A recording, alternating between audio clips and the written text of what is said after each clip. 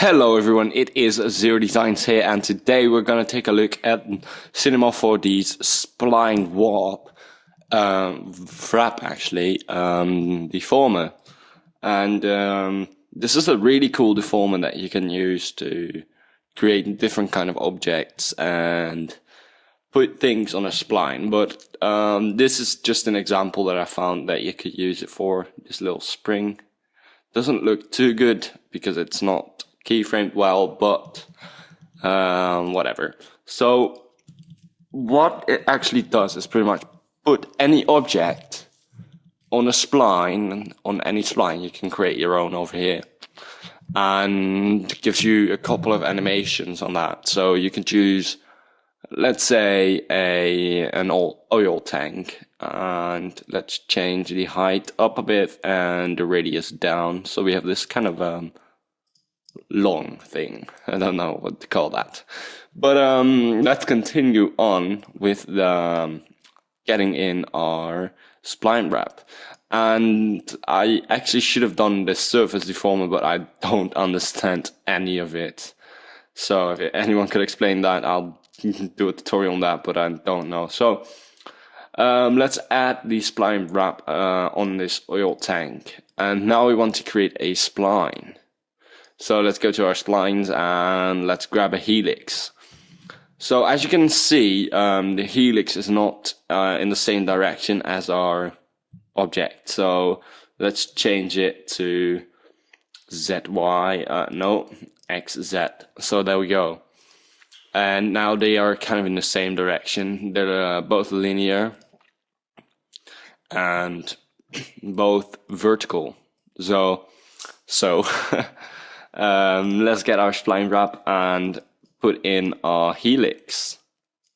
So as you can see, you get this really weird looking thing, and you might like that, I don't know, but that's not obviously what we want. So we want the axis to be obviously Y, and plus Y or minus Y, just what you want. So from here you kind of get the oil tank on the spline. So you can edit the oil tank right here and change up the radius, change it up, down, change the height, but that doesn't really do something as it's on the spline and it doesn't go any higher than that. Then we can change the caps of it to create kind of a capped, and then we can change the cap segments to make that even look smoother. And something that I do want to tell you is you can use it on any object. So let's say you have a nail or something, you can use it on that, and pretty much any linear object you can use that for. So obviously we can edit this helix as well to create something else, kind of a different formation. Maybe you would want something like this, and you can change around stuff.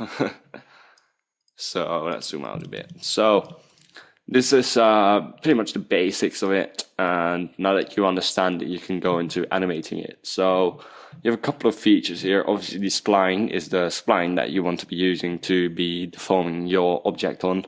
Then we have the strength, and it will go back to the original object, to whatever object is the end result. So whatever you did right here. Then we have the offset, obviously, just it kind of coming on. I don't know if you would want that, so we'll just keep that at 0%. Then we have from, that's pretty much it growing on, if you want something like that. And as you can see, I kind of need more segments right here, but we'll keep it like this. And then we have 2, and that's pretty much the same thing, but the other way around. Then we have the size, and you can edit this, like the size at the beginning can be smaller than you want to be at the end, and yeah, like that or something. And something this really reminds me of is actually the plugin called Reaper X, but Reaper X actually adds kind of an rope to it. So now we have the spline size, and you can change that around whatever you want. So, and then we have the rotation, obviously, you can rotate the object, but as it's rounded, you don't really need that. And the spline itself, don't really know what this does. You could rate it, but yeah, that's pretty much the basics. You can create really cool animations using this and different objects. And to be actually rotating it, you gotta rotate the spline, obviously. And yeah, so this might be used to create abstract objects or kind of things around your text. I'm not quite sure. You know, you can play around with it. So we can obviously just change this around, whatever you want. So one thing that you could do, obviously, is delete the helix and create a spline text. Oh, that's the spline profile. We want a spline text, so if it's creating that, there we go. And we obviously want that to be the same kind of direction as our oil tank. So let's just change the rotation of our oil tank to 0. And there we go. So now we want the text to be orientated like that as well, I guess. Like that. 90 degrees up. And now I can use the spline wrap and actually put on the text. So now you have some really weird deformed text. And what I'm actually going to do is just rotate both of these. And as you can see, you have some weird looking text right here.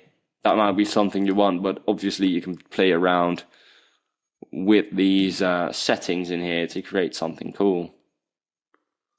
And yeah. So yeah, that pretty much wraps it up for this tutorial. I don't know if you want any in-depth of this, and yeah, not quite sure if you'd like that. It's kind of abstract though. So thank you for watching this tutorial. Leave a like and comment if you enjoyed this tutorial, and I'll see you guys soon.